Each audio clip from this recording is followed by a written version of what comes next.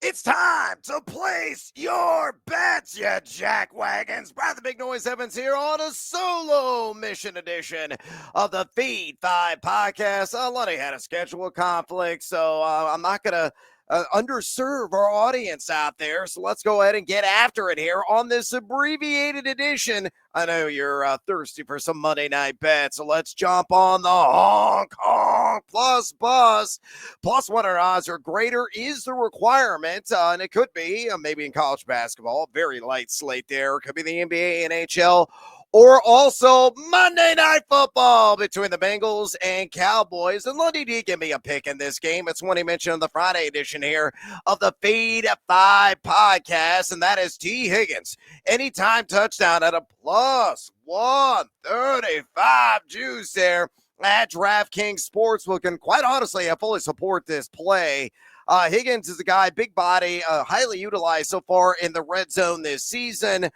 He's already caught a handful of touchdowns. And, Dallas is number 6 in pass EPAD over the last 5 weeks. With all the attention that Jamar Chase draws, Lundy feels Higgins stands to benefit. Excellent value at a plus 135 there at DraftKings Sportsbook. I'm going to go crazy deep. Jalen Tolbert raised to 20 yards, plus 1,700, fools. Yeah, really working the shoulders because I got very seduced by that juice there at DraftKings Sportsbook.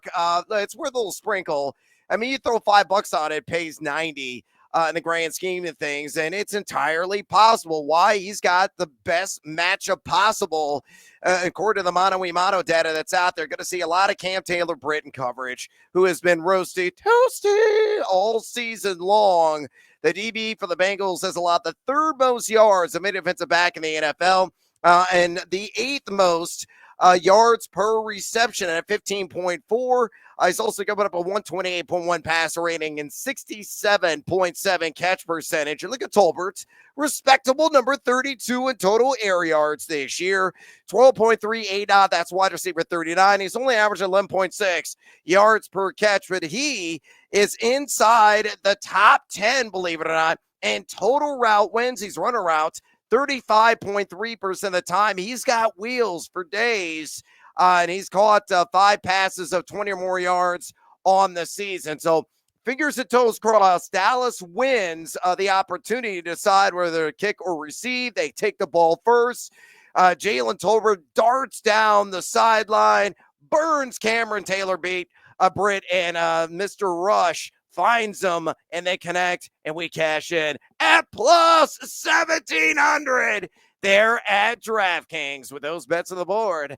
Let's get after it with another Monday edition of the Fade 5. All right, numero cinco here on the countdown. You want to talk about speed for days. The fastest man in the NFL certainly got all kinds of wheels, and more wheels, and that is Kavontae Turpin. I'm going to take the over an 11.5 receiving yards. I grabbed this when it opened, and I have it posted the always free, always transparent, always public spreadsheet at thegamingjuice.com. It opened at 10.5, but this is like a single play payday. Shout out to Jeff Ratcliffe, but minus 115 available there at BetMGM. I would still play this, obviously, at 11.5. Look at Turpin. A guy whose role is slowly starting to ramp up. On the season, he's number 7 among all NFL wide receivers in yards per route run at 2.58. He's also number 15 in route win percentage because of that elite speed. I mean, the guy's like 155 pounds or so soaking wet. But, man, he's got electricity coursing through those lower veins. He's running around 10.6 times per game, only averaging 3.1 targets per game, but all we need is one catch. He has gone over this in 6 of his last 8 games, and he primarily sees most of his action out of the slot. 70.8% of his snaps, as a matter of fact, come lining up inside. And look at Cincinnati as a collective, number 25 at pass EPAD. They've allowed 35, that's right, 35 wide receivers to go for at least 12 yards against them in 12 games. And I mentioned he's working inside out of the slot. The slot machine could be hitting a jackpot because it's going to draw a lot of Mike Hilton coverage, who's allowed us 0.8 catch percentage, 97.8 passer rating, and just over 10 yards per catch. So I just need one catch, really, from Kavontae Turpin. Could be a little simple wide receiver screen, maybe a swing route, something that's a high percentage off the hand of rush. He takes it and he darts up the field, and we collect our winnings in the end. So, numero cinco, the Feed 5 countdown today. Kavontae Turpin over 11.5 for receiving yards at a minus 115 juice there at BetMGM. Numero quattro on the Monday edition of the Feed at 5 countdown. Yeah, I'm going to chase this prop. Jamar Chase, baby. Receiving yards in the game at a plus 145. Hells to the yes. I grabbed this at DraftKings Sportsbook. All the guy does is perform in prime time. He's put up some stupid numbers under the lights this entire year, but you look at Chase, specifically on the season, 9.1 targets per game, numero uno among all NFL wide receivers in total yak, number 10 in yards per target, number 4 in quarterback passer rating when targeted, and number 7 in total route wins. All he gets is separation. And as a result, I think he's going to chew up all kinds of hash marks in this game. Yes, Dallas number 6 in pass EPAD since week 9.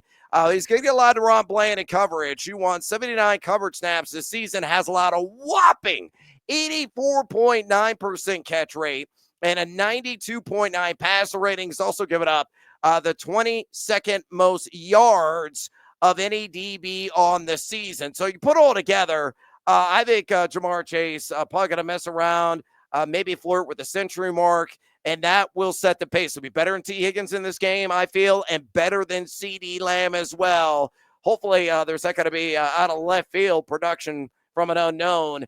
Maybe it's Kavontae Turpin. Maybe he runs off like a 90-yarder or something. He's got that kind of speed, but I'm loving Jamar Chase to have the most receiving yards in the game at a plus 145 at DraftKings Sportsbook.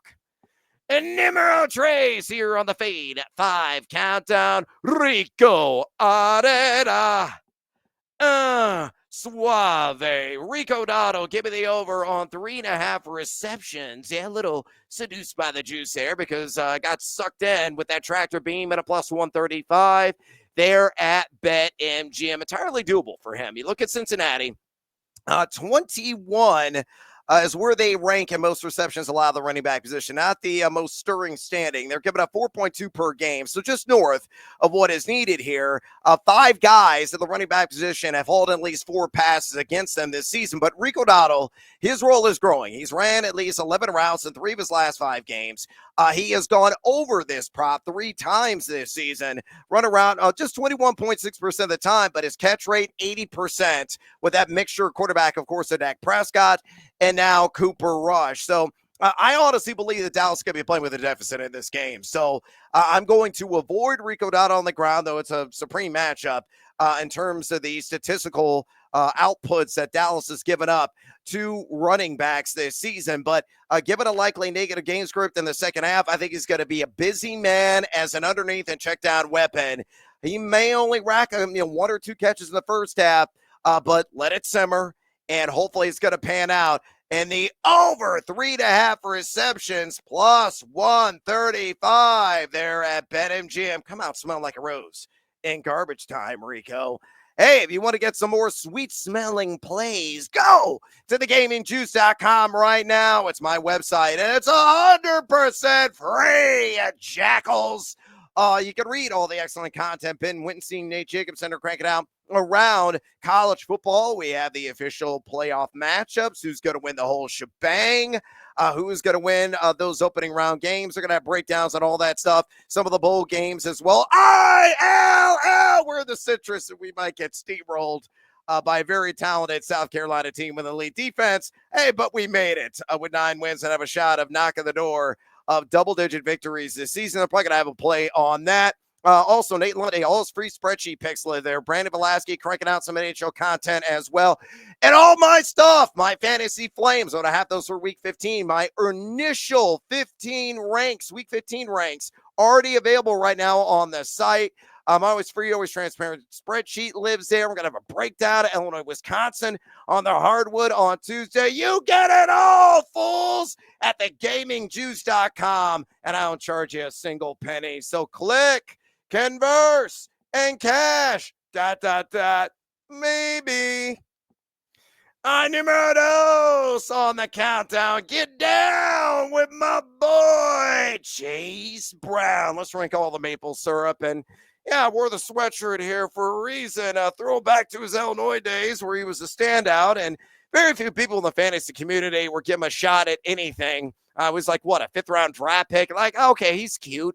He's interesting. He's got great speed, but is he really going to pay dividends for me if I draft him like round 10, round 11? Hells to the yes, he is. And he is surely delivering on that promise and turning a massive profit with Zach Moss on injured reserve. I think it's going to be more of the same. So I think Chase Brown is going to have me slugging back this entire bottle a little bit later on. It has the most rush yards in the game. A little bit heavier juicer, minus 140 at DraftKings, but I'm willing to pay it. Again, Rico Dowdle, I feel, is going to be dealing with a deficit in this contest. So if it becomes a negative game script, he may have more of an impact as a passer underneath, while Brown cleans up on the other end of things, stoling away the clock late in the game. Look at Chase Brown. The guy over the last 4 games, he's gone 70 yards, 86 yards on the ground, 42 and a $120. Respecto number 27 and yak per attempt on the season, 3.07. He's top 20 in total missed tackles for us with 30. Borderline top 20 as well. And yards created in total, number 22 to be exact. You look at Dallas. They've shown some improvements. I'll give them credit there, defending the run here of late. But still in the season, they're giving up 4.46 yards per carry, the 15th most rush yards to opposing running backs, specifically giving up 101.9 rush yards per game. Again, just to RB. So what should be 20 to 24 carries in this game. I'm getting down with my guy, Chase Brown. ILL. We're going to Citrus Bowl. It's nuts. I think he has the most rush yards of the game. Minus 140 there at DraftKings. Numero uno on today's Fave 5 countdown. Let's double down on Chase Brown on the SGP. Give me the Bengals on the money line and give me my guy, Chase Brown. Anytime touchdown. That's an even Steven plus 100 juice there at BetMGM. Look, I know it's been a lost season for the Cincinnati Bengals. That surge that we've grown accustomed to them after their sluggish starts has never really kicked in. They have the faintest of pulses to make the NFL postseason. So it's a must-win situation regardless, and I think they're going to show up and show out. Joe Burrow's props are just astronomical in this game, and probably for every reason.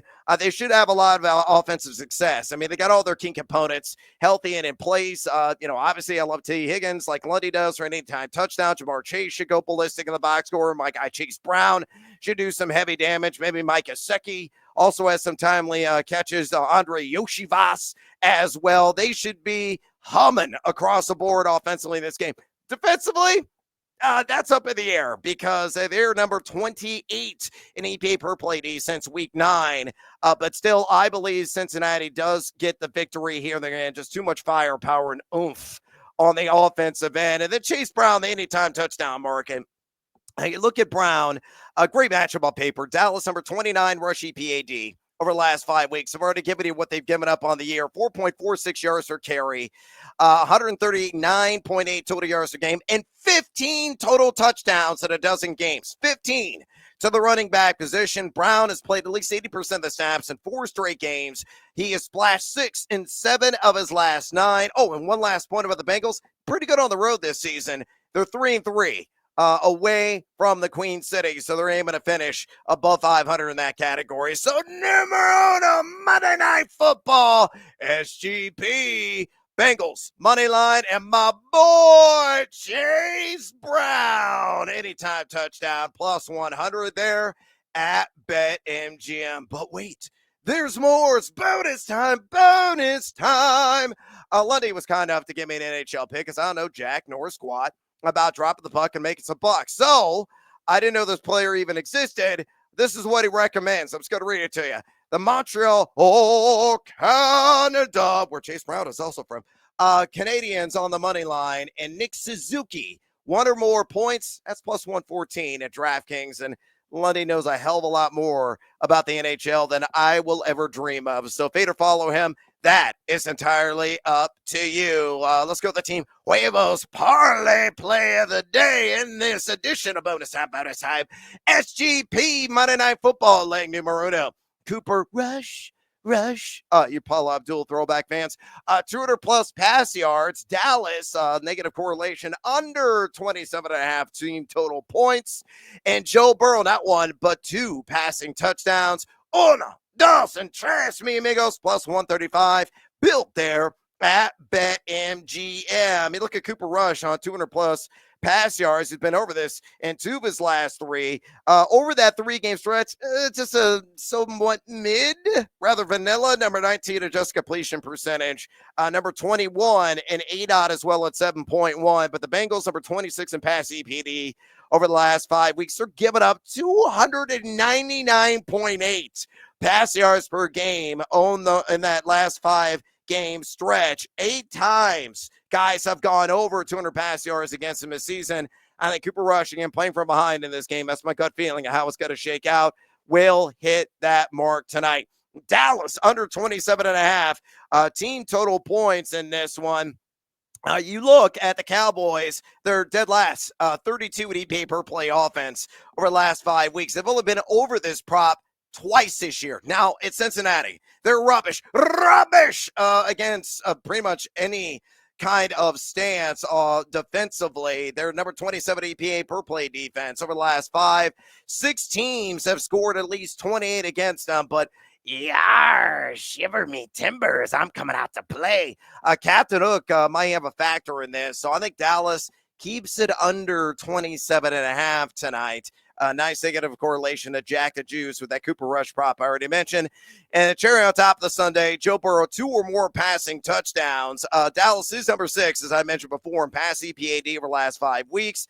But Burrow is a number 1 in total red zone pass attempts this season, number 12 and red zone completion percentage. He's thrown for at least a pair of airstrikes in 9 of 12 games this year. So I'm going to follow the trend. It should be thy friend. Cowboys allowed 6 multi-purpose passers or multi-scoring passers, 229.8 yards per game. They've also got up through the air and 7.95 pass yards per attempt. So to recap, the team Huevos Parlay Play on Monday Night Football SGP style. Cooper Rush, 200 plus pass yards. Dallas under 27.5 points that scored in the game. And Joe Burrow, 2 or more passing touchdowns plus 135. Let's go at BetMGM. Elsewhere, bonus time. One more bet of Monday Night Football for you. Andre Yoshivas. Remember, he could be mentioned earlier in the broadcast. It could be an X factor. I'm going to take the over on 19.5 receiving yards. That number seems a little bit too low at a minus 110 juice. And I pulled this at BetMGM. Guy has been active. He's ran at least 30 or more routes in 5 straight games. And over his last 3, he's gone 29 yards, 46 yards, and 35 yards, holding 11 targets in those efforts. Usually good for 2 or 3 catches in a game this season. He's gone over 19.5 receiving yards in a contest in 8 of his last 12 overall efforts. And a guy that sees a good amount of action out of the slot, 46.1% of his snaps, as a matter of fact. And he also has a 118 quarterback passer rating when targeted. Appreciable there. Again, Dallas, number 6. You've already heard it ad nauseum. And pass EPAD the last 5. But the key here is Jordan Lewis is a primary slot DB for the Cowpokes. He's given up a 69.8 catch percentage and over 109 passer rating to his assignments this season, and the 19th most yards, and then a slot DB in the National Football League. So Andre Yoshivas over 19.5 yards at a minus 110, a little bit cheaper juice there at BetMGM. I feel will come through. And let me give you one college basketball play. It's a lousy night. It's finals week. There's only a handful of games that are out there. Indiana, Minnesota, probably the most meaningful game there is. I'd probably lay the chalk with Indiana. I grabbed it at minus 10 last night when it opened. I think it's up to 10.5. I'd still play it, but I like Norfolk State believe it or not, in their matchup against Hofstra, the former artist known as the Flying Dutchman, now the Pride. I'm going to lay the 2.5. I think the line's up to 3 at many books. I grabbed this early today at BetMGM. This game is going to be slow. It's probably going to be in the low to mid 60s when it's all said and done. Both these teams outside of 290 rank and adjusted tempo on this season. But Norfolk State, more balanced across the board. They're number 108 EFG offense, number 127 in EFG defense, terrible rebounding team, and not particularly good in three-point offense, only hitting 31% from way downtown, but very effective around the 10, scoring the basketball, and a team that generates a fair amount of second chances, even though they're very bad at defensive glass. And two, they draw a lot of whistles, and they pay at the free throw line. 78.8% is what they're nailing at the charity stripe this season. Then outside with the Hofstra, the 247 AG offense, pretty good defensive team, a number 97 AFG defense, but the weakness defensively is on the perimeter. 326 in the country in three-point D. So you're looking at Moore, you're looking at Ings, you're looking at McMahon. Those are the best three-point shooters that Norfolk State has. If those Spartans rise up, plunge some of those short swords in the back on occasion in this game, I think Norfolk State will cover the 2.5 or the 3. You look at KenPom, 5-point victory is what KenPom is projecting there. Torvik at 2.4, a little bit dicey. Hazelmetrics at 6, and Evan Mia at 5. So 4 or 3 of the 4 advanced metric sites that I normally use when handicapping some of these games all project Norfolk State to score the cover.